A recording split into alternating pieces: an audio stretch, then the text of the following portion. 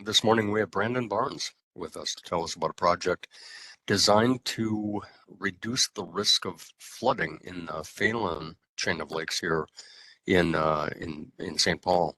Brandon is a vice president and senior water resources engineer with Barr Engineering Company.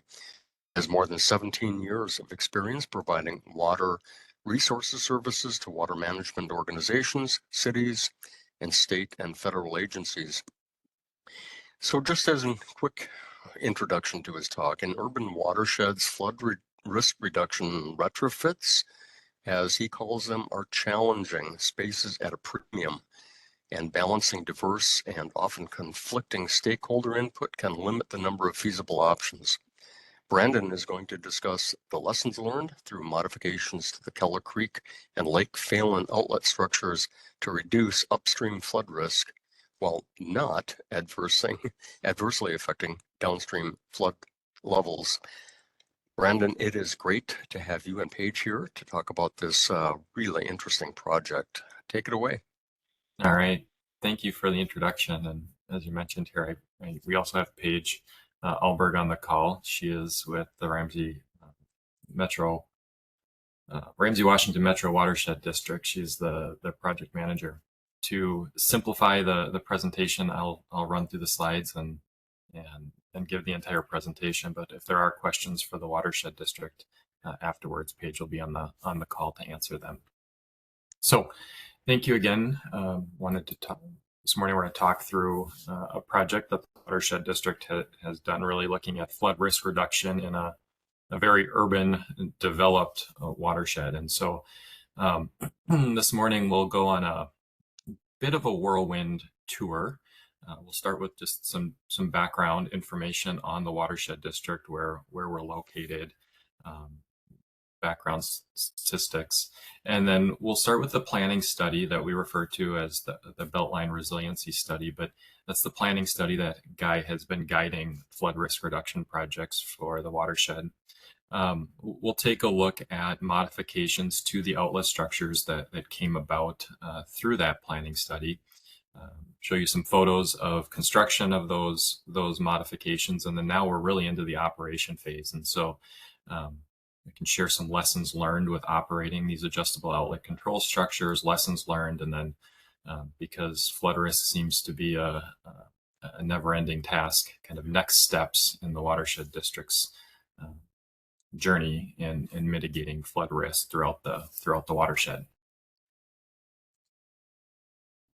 So the location here from left to right, we're sort of zooming in on the Watershed District. The overview for the state of Minnesota is on the left. We zoom into the Minneapolis-St. Paul metro area in the middle figure. The red outline is the jurisdictional boundary for the watershed. We're located on the east side of the metro area. And then the image on the right zooms in a little bit further. The Phelan chain of lakes is in the middle part of the figure there. In particular, it's kind of the northern part of the Watershed District.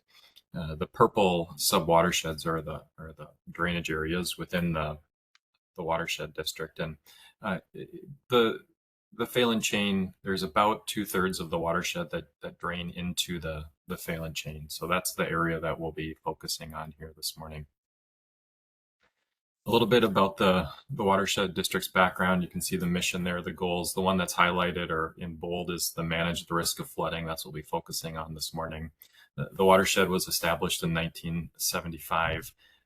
It includes 12 cities. It's approximately 65 square miles. Again, we're about 2/3 of that is the area of interest that we're going to be talking about this morning. 24 lakes, half a dozen streams, and really thousands of wetlands. So lots of potential areas for storing water, lots of areas of flood risk that we are tracking and tend to be concerned about. And so with these projects, really the first step is identifying where those flood-prone areas are. And the Watershed District uses models to identify areas that are at risk of flooding. We share these model results on a regular basis with stakeholders throughout our watershed, so cities, counties, and state agencies.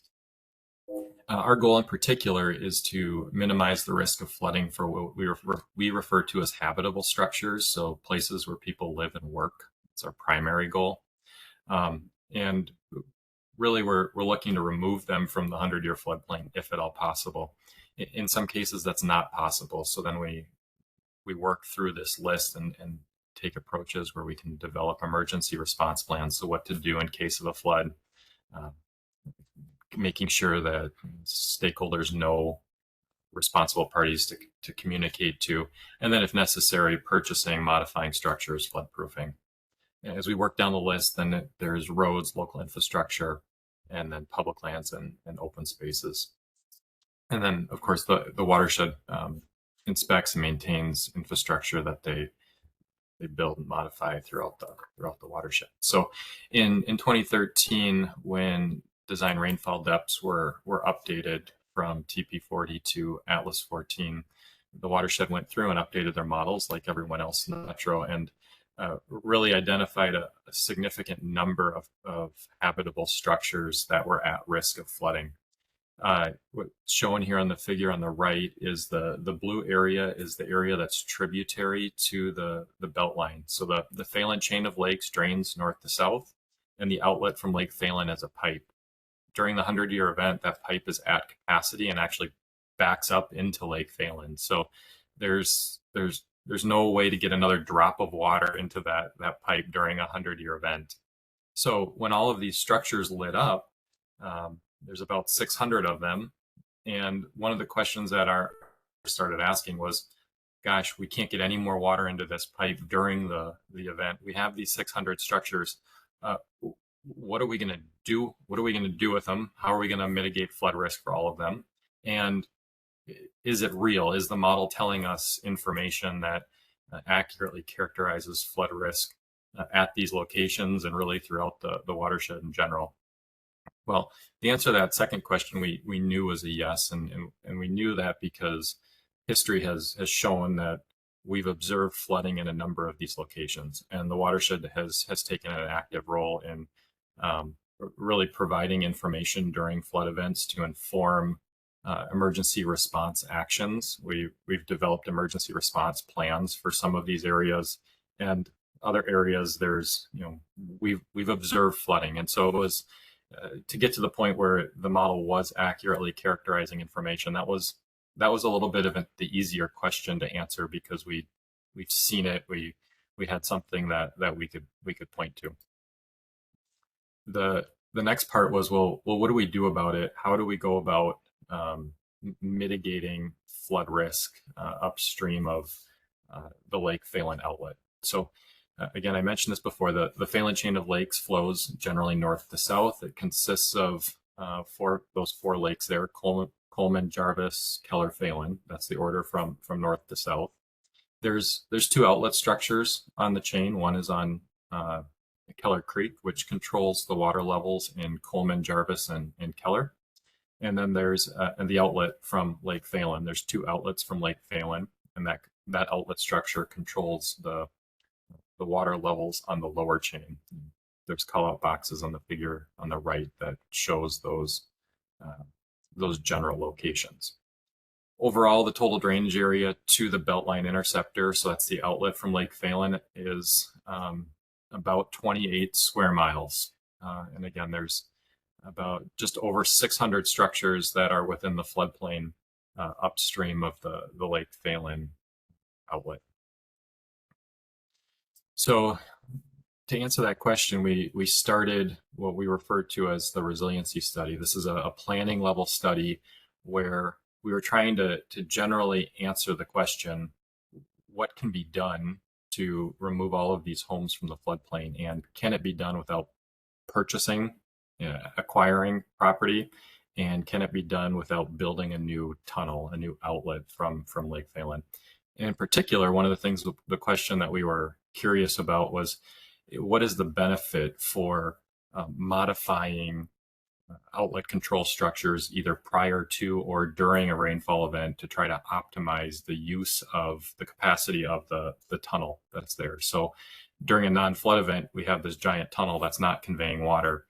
Is there a way that we can more effectively utilize that capacity that's there to free up live storage volume during an event. So that was the guiding question. And then we entered this study by looking at really high level planning or high level system modifications in order to reduce flood risk, both on the Phelan chain, but really throughout the watershed. And we tried to simplify those into very general buckets. So storing water, changing the direction at which water flows and moves through the watershed, and then if needed, increasing discharge rates from one area where there is a risk of flooding, conveying that water to an area where it could be stored where there's not a risk of flooding. So we worked our way systematically through that planning study. And then, of course, with any good planning study, there is a long list of study limitations and qualifiers. And again, the fun part as an engineer was the managers gave us direction at this point in time. Don't consider cost. They were really concerned about what would it take to remove habitable structures from the floodplain without us having to purchase property. We really wanted to try to avoid that tool in our toolbox if at all possible. So the projects that came out of this study, some of them were fairly expensive, and they certainly weren't optimized, but it provided the managers with some context on this is the level of effort that it could take given these constraints in order to reduce flood risk in an urban area. One of the things that we had a lot of questions on coming out of the study was everyone had an area where they wanted to implement a project first. And so while we didn't prioritize projects, we did identify a project sequencing that came out of it. So in other words, you can't do an upstream project and move more water downstream into an area that can't accept that water. We wanted to make sure we were really avoiding transferring of flood risk from one area to another. And as we were implementing projects, we wanted to mitigate that flood risk. So in general, the flow chart at the bottom, we did our planning level study, the Beltline resiliency study. And then for each of these projects, we moved into a detailed feasibility, final design and construction, and then eventually operation. And this is the general flow chart that the watershed is moving through for each of these projects. One of which is the operation or the modifications to the outlet control structures on Lake Phelan. And so I'll step through those individual boxes here in the next several set of slides. As far as the planning study goes, though, all of the results for that study are available online. There is a web map here with the link. It's a live link. You can go to it, and then there's tabs across the top where it allows you to click and see what the inundation extents are throughout the watershed. There's slider bars, so you can see before and after, with project and without projects implemented, to see how that changes. And we did this to really help communicate with stakeholders, both public entities, cities, counties, state entities, but also we had a lot of questions from residents, and so this was a way that we could direct them to a central location so they could keep an eye on, keep track of how the project was progressing. Again, one of the projects that came out of this study was modifications to the two outlet structures on the Phelan chain. And so what's shown here is a photograph of the outlet structure on Keller Channel. So the photo on the left is taken, we're taken downstream looking upstream, and the photo on the right is taken upstream looking downstream. So the pre-project, there is a weir, there's about a foot of fall over the top of that weir. The drainage area to this structure is just under 20 square miles. This structure sets the water levels in the upper chain. So those three lakes upstream of it. And it's essentially a level pool in that the upper Phelan chain. The outlet from Lake Phelan, there's two outlets from Lake Phelan. They both are very similar structures. This is one that is the east structure. There's an identical one just to the west. And both of these set the outlet for Lake Phelan at 857.5. And there's about 25 square miles that drain to these two outlet structures. If we look inside this outlet structure where this surveyor is popping the manhole, what we see is in the photo on the upper left, you can see uh, the submerged inlet. That pipe goes inside the outlet structure into a weir where water overtops 3 sides of that weir and then flows into a pipe. That pipe is really the beginning of our beltline interceptor, our tunnel that drains this entire area. So our concept was, what if we can modify these outlet structures to allow adjusting of the outlet control elevation for both Keller Creek and Lake Phalen. The cross section on the left is the concept for the Keller outlet structure, and so we're replacing those set weir crest elevations or set weirs with 3 adjustable weirs that can lower during an event. So for the Keller outlet, we have the ability to lower each of those weirs by about a foot. For Lake Phalen, there's 2 outlet structures. They both are identical. So this is showing the concept for one of them in the figure on the right. Essentially, what we did is we put 2 36-inch pipes out connected to the sides of each outlet structure.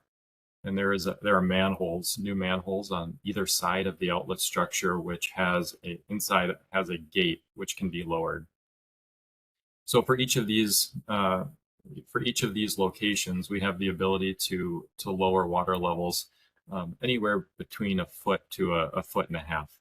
Now, there's permitting. I'll get into the operation part of it in general, but what this allows is for creation of live storage volume on the order of about 300 acre-feet total spread out throughout the Phalen chain. So in an urban area where space is at a premium, being able to create that much live storage volume is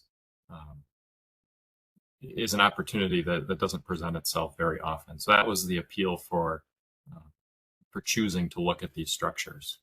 The next several slides here are going to walk through kind of construction of photos during construction for each of these, and then post-construction, what they looked like following these modifications.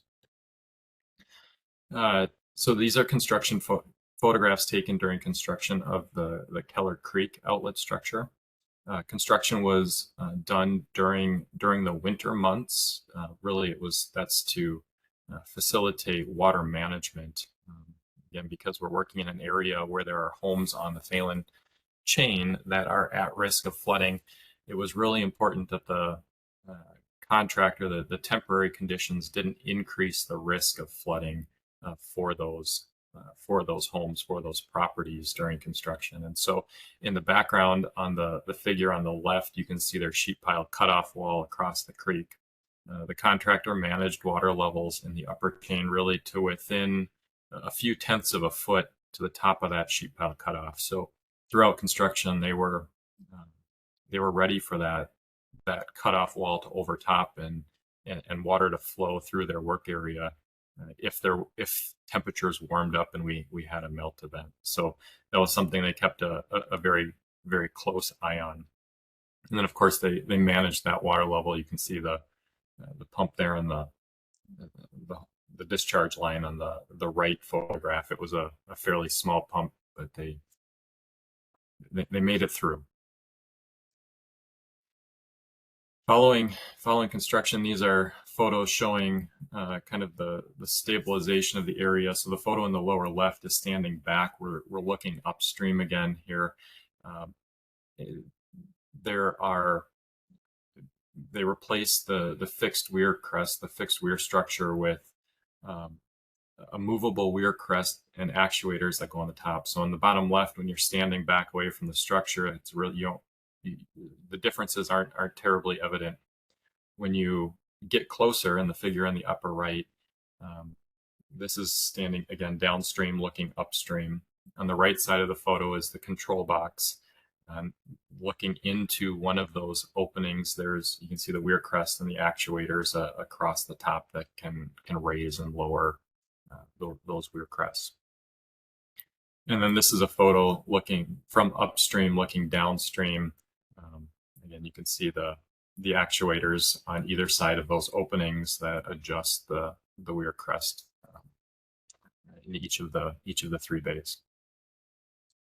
After construction was complete for the Keller Creek outlet structure, the contractor moved to the 2 Phelan outlets. And so the photo in the upper left shows kind of the dewatered work area around the existing outlet. And they started to see where they started to saw cut into the side of the existing outlet structure. That's where the new pipe is going to come in to bypass that internal weir. The photograph in the middle shows the new manhole structure. That's the manhole where the gate, one of the gates, will be located to allow for lowering the outlet elevation for Lake Phelan. And then the photo on the right, they're constructing the flared end section. That is a submerged inlet to that manhole structure. The next slide, we've got a photograph standing on top of the manhole structure looking down. So this is after they've installed the gates. You can see the actuator there on top. Under a normal condition, that gate is all the way up, so there's no water flowing over the top of these gates. And then the photo on the right is the photo. We're kind of standing in the lake, looking upstream towards the outlet. And you can see the 2 new manhole structures that were constructed on either side of the existing outlet. Following construction, then, this is the kind of the restored area of the lake, one of the Lake Phelan outlet structures. And we talked a little bit about the manholes, but you can see them right in the middle there is a equipment cabinet, and that's one of the ways that Ramsey-Washington Metro Watershed District staff can operate these outlets. They can really be operated in a number of different ways. One of them is on site through the controls within that cabinet. One way is on site manually. So if there's a power outage, there's means to hook up a battery operated drill to raise and lower these gates. And another way is from a secure computer in the district office, or from apps that are an app that's on district staff mobile phone, so they can operate these outlets remotely. As far as the operation plan concept goes, first of all, after we built these outlets, we had 2 years of drought, and so we haven't had to operate these outlet structures following construction, which is both phenomenal, but also we want to make sure we're not getting complacent. We're looking forward to collecting data and making sure that these water levels are responding as we expect them to. So when we were developing the operation plan concept, one of the first things we did was look for other areas or other locations where there are adjustable outlet structures. And the first thing that came to mind that is also right here in the metro is the Minnehaha Creek Watershed District operates the Grays Bay control structure. And so when we started to define our operation plan, we reached out to them to get their input on what worked well for them, what didn't work well, were there lessons learned that we should be mindful of. And they were very gracious to talk us through what their considerations were. So this is their operating plan on the right. This is a photo of their staff operating the Grays Bay outlet structure on the right too. And so as we work through development of our operation structure, we were trying to first and foremost reduce flood risk, but we were also trying to minimize the frequency that Watershed District staff would have to operate these structures. We wanted to minimize the impact on the normal water levels in the lake, and then of course incorporate lessons learned from from similar systems. So in concept, the way that the operation plan works is at the beginning of a rainfall event, water levels rise. And so the pre-project hydrograph in the lake is that shown as kind of the solid black line on the plot.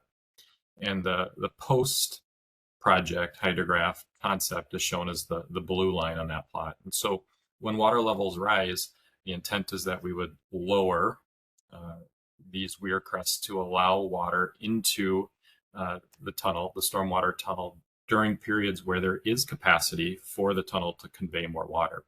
What this does then is it frees up live storage volume in the chain of lakes to be able to store stormwater during the peak of the event. And what that does overall then is it lowers the lower water levels, peak water levels throughout the rest of the event. So that's the general concept. The way that we ended up defining this for Watershed District staff is it really ends up being a function of water levels prior to a rainfall event, the time of the year when that event occurs, and then the amount of forecasted rainfall event. And so in general, if the forecasted rainfall event is less than a 10-year event, there's no operation of the outlet. The outlet continues to be just as it was before the project. If it's during a summer month and the rainfall forecast is greater than a 10-year event, then the outlets are operated in some way based on the magnitude of rainfall and the elevations in the lake. So again, I mentioned that they can be adjusted on site, but they also can be adjusted by a mobile app on the phone, the phone. So staff don't have to be out there in order to modify or adjust the weir elevations. I'm going to play a video here, and hopefully I can talk over it as well. What's shown here is the interface that district staff see on their computer. And so it shows the weir crest elevations as they're set. It also shows water levels. Here you can see the app on their mobile phone, which just mimics the screen on the computer. This video is 4 or 5 times the speed, so it doesn't move this fast, and if the sound is coming through. Watershed District staff don't sound like chipmunks when they talk, and Dave doesn't power walk this fast. And you'll see him going back and forth across the bridge. But what they do is they key in the elevation that they want to set the weir to. They hit the button that says move, and then in the field here, it'll cut back, and you'll see the weirs raising and lowering here at Keller Creek.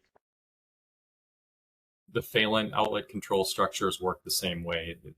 District staff would key in the elevation, hit move, and then the gate in the field raises and lowers accordingly.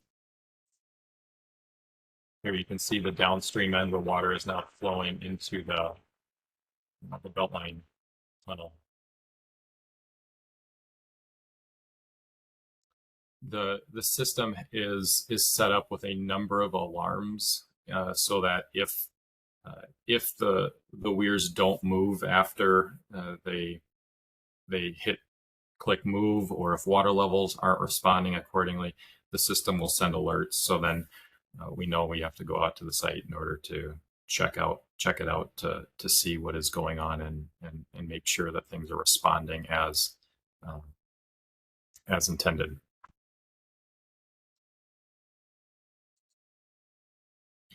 So as I mentioned,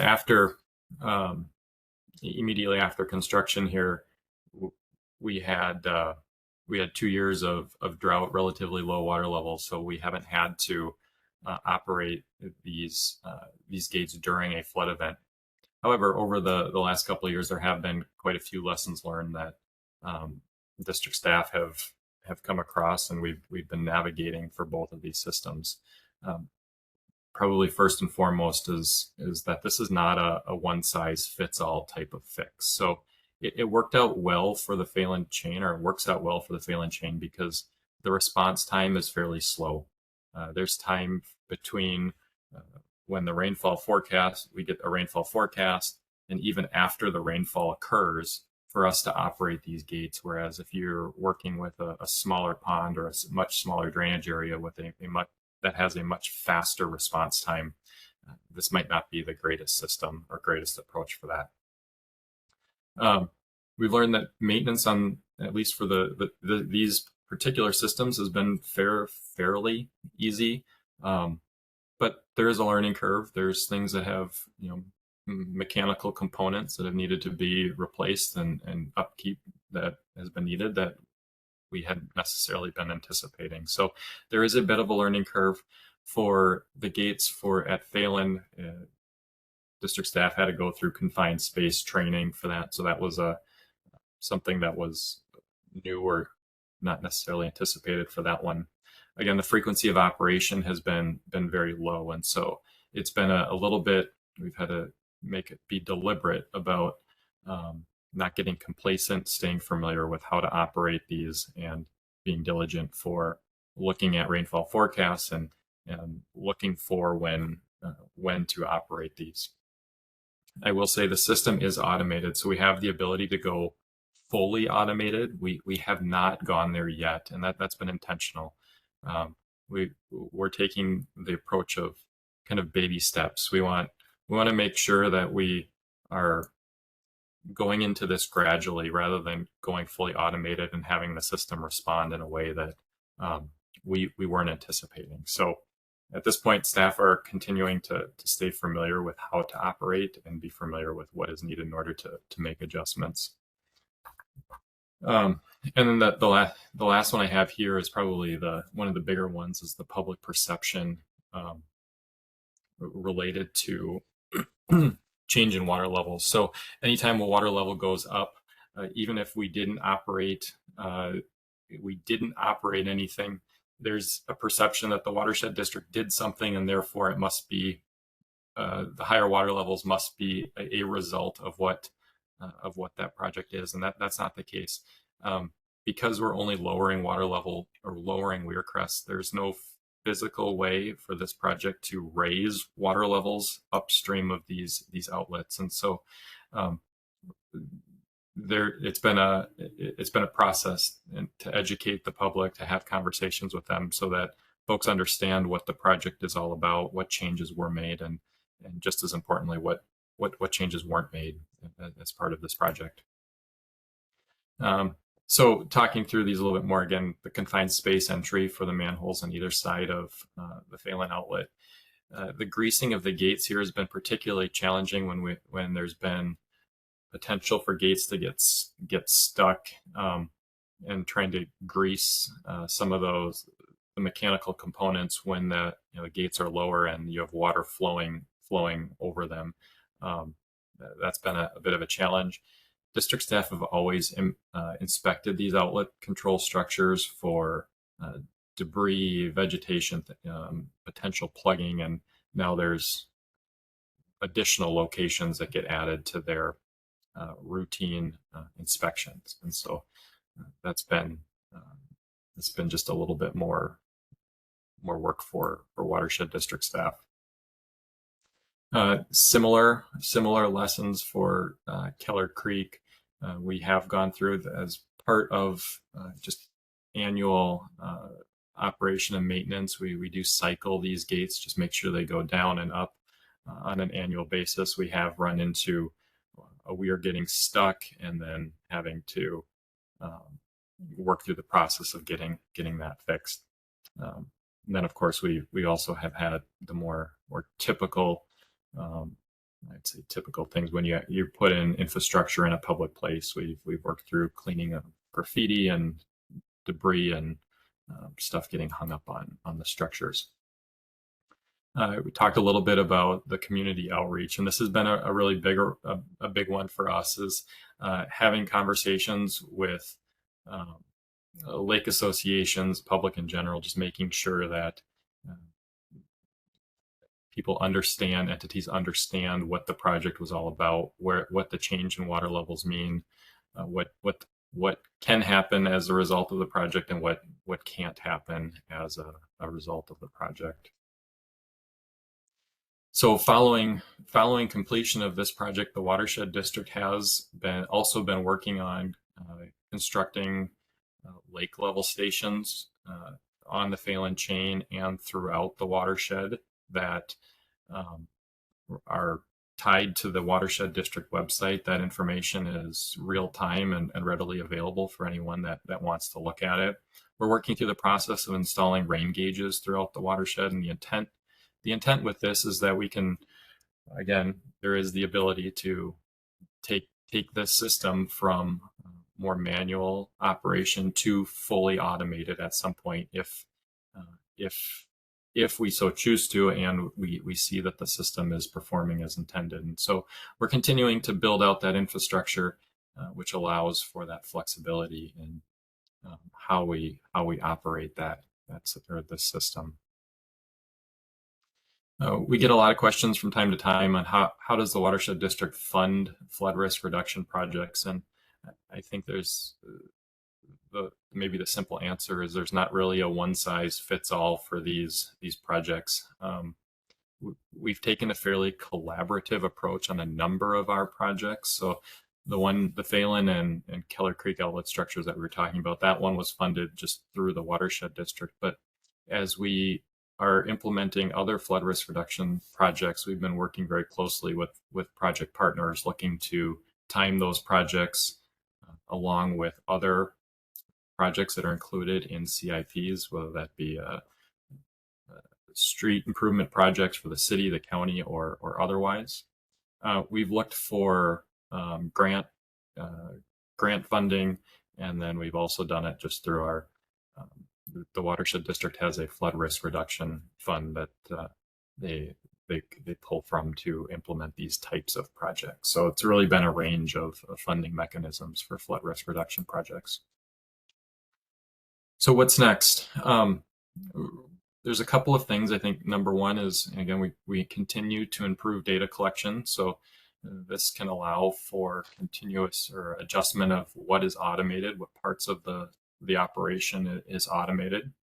And then we will look at expanding can we expand the system to improve flood risk reduction benefits in other parts of the watershed. So this particular location, you have water that flows into a tunnel, and then that takes that water away. So it simplifies the question a little bit.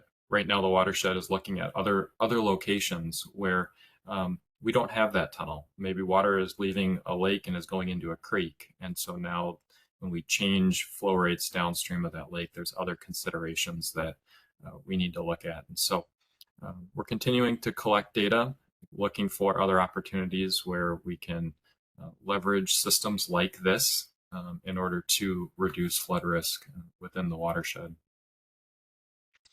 We're also looking for data collection during flood events. So at some point we will get large rainfall events again, and we'll be operating this system during a flood event.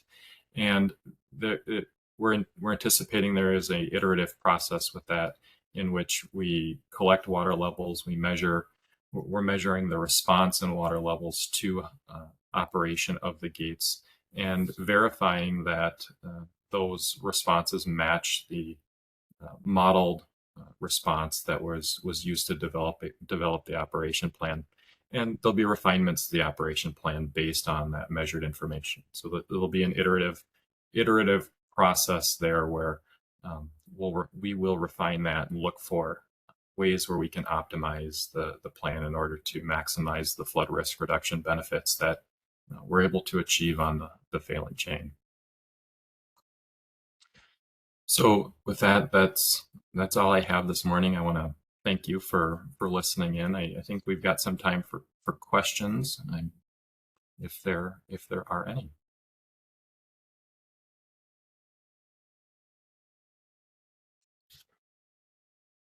Looks like we have a question in the chat about sharing the presentation, and I can maybe just take that one and say that we will have a recording of today's presentation on our YouTube channel, so you certainly would be able to share that link.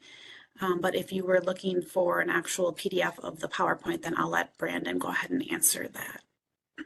Hey, absolutely. Yep, absolutely. Go ahead and reach out. Happy to share the PDF of the presentation with you. Well, while people are thinking up questions that they'd like to ask Brandon or Paige, I do have one. So thinking about lead time in terms of rainfall forecast, I would imagine that would be a rather stressful time. And I'm wondering, how much lead time do you need in terms of forecast to make decisions like, drain the lake now to prepare for a big rainfall event? What kind of lead do you typically look at before you make decisions like, okay, open the system to let water out of Lake Fallon? So we developed the initial operations plan looking 24 hours out. There's resources where you can get estimates for rainfall forecasts 48 hours out or longer, but as one of the considerations that we had, and one of the items that we discussed during development of the initial operation plan, was the acknowledgement that as you start to look farther out, the uncertainty with that rainfall forecast starts to get quite a bit bigger, right? And so we wanted to limit how far out we were looking while we were developing the initial plan. So 24 hours is the one that what we settled on here initially. We certainly didn't want to go any farther than 48, and I think part of the data that we'll get when we eventually will operate this during a flood event will inform whether or not we have to look that far out, or if we can look at something more immediate.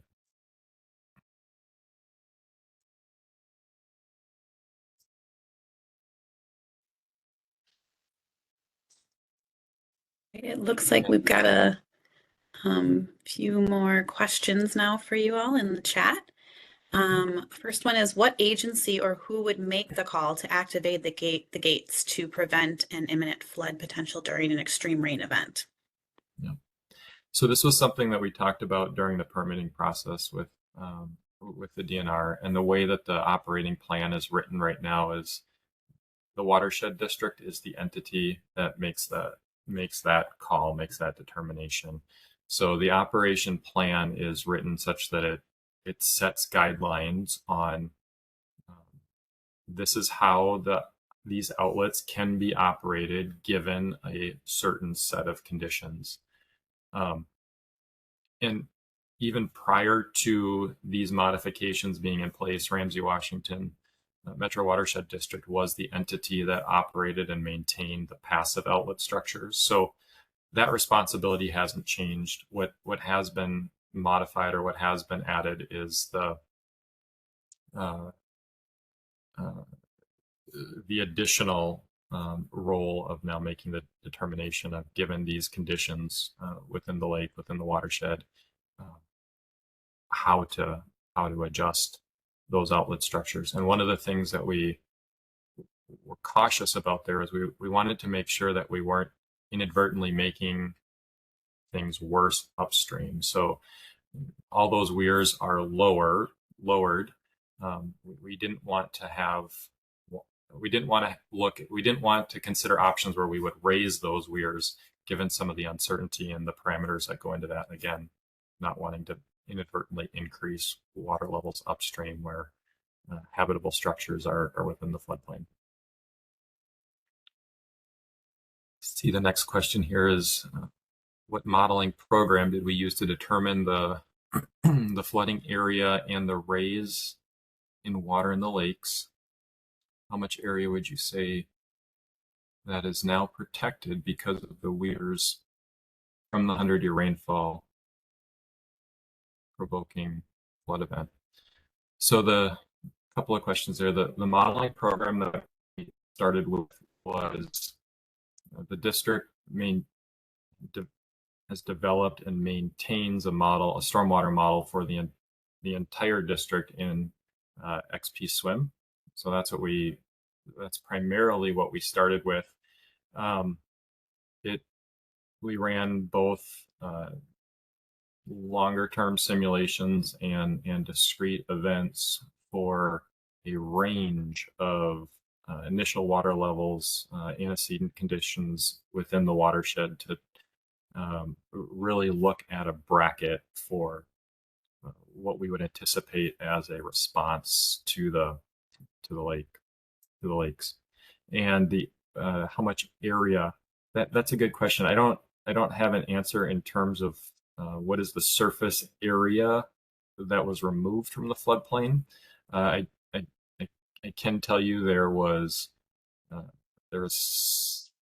so I think there's around 6 structures on the Phelan chain that were within the 100-year floodplain, and the model results would indicate that we would be able to get all except for one out of the floodplain with this project. So I think we're looking at reductions on the order of a few tenths of a foot right now. And again, that's about freeing up, you say, the surface area at normal water level for the entire chain is 600 acre feet. So the operating plan does not allow a lowering of water levels more than half a foot. So that's where my 300 acre feet number estimate comes from.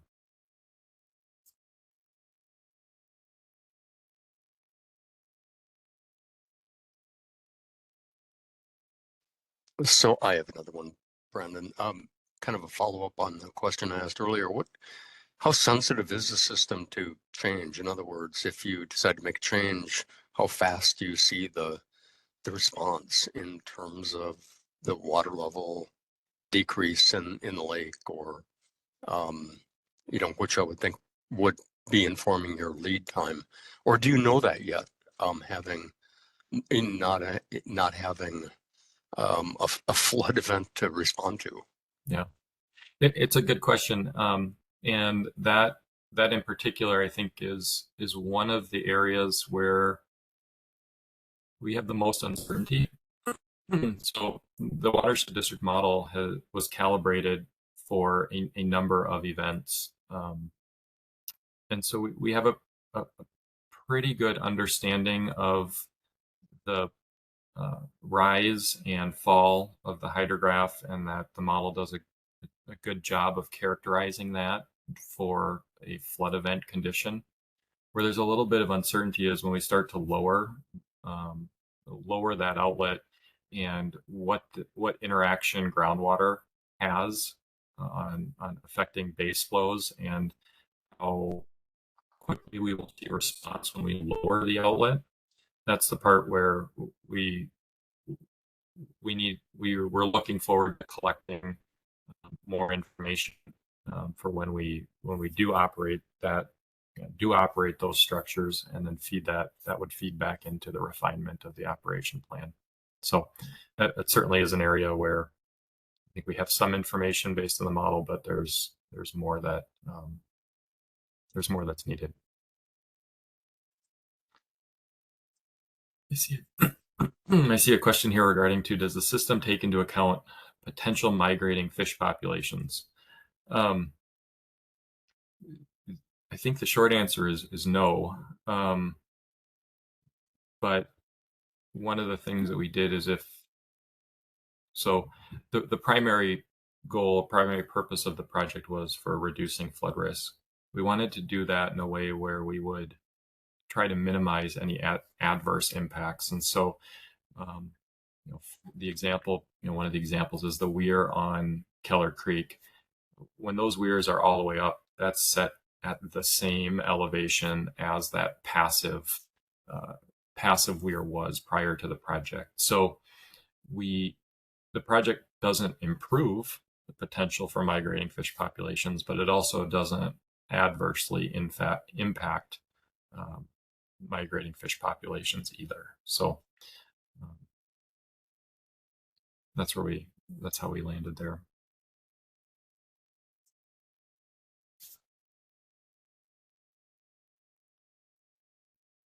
All right, well, we do have just a few more minutes left. If anybody has any additional questions, feel free to put those in the chat, or you are welcome to unmute yourselves as well and just go ahead and ask your questions directly.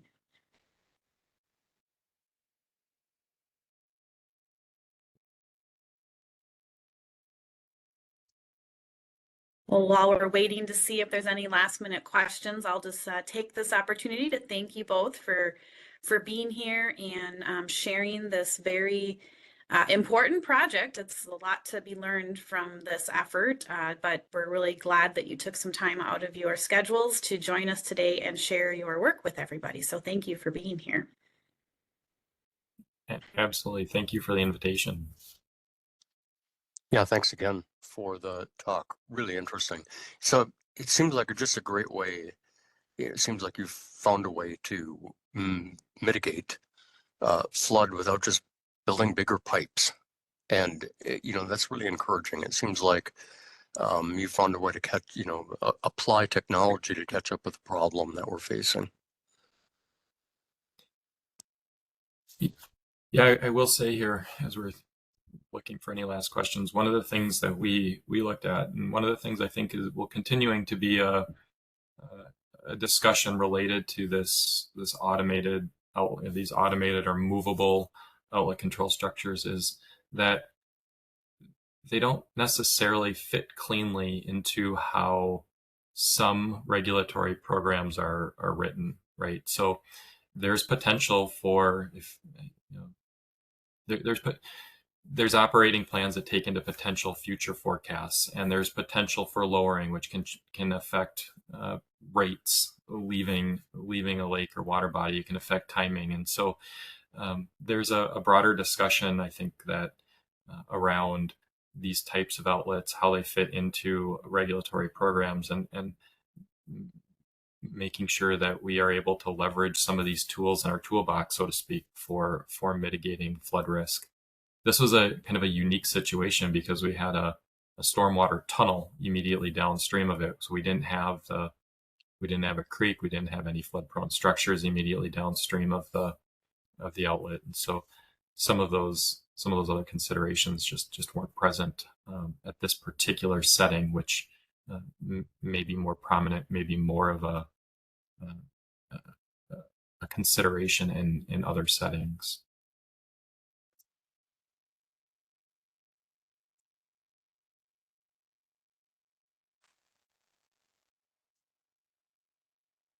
All right, well, I do not see any additional questions in the chat.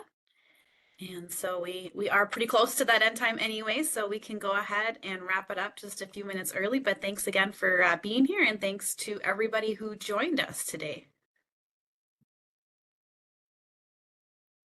All right, thank you. Thanks, everybody. Have a great rest of your day. Thank you. See you later.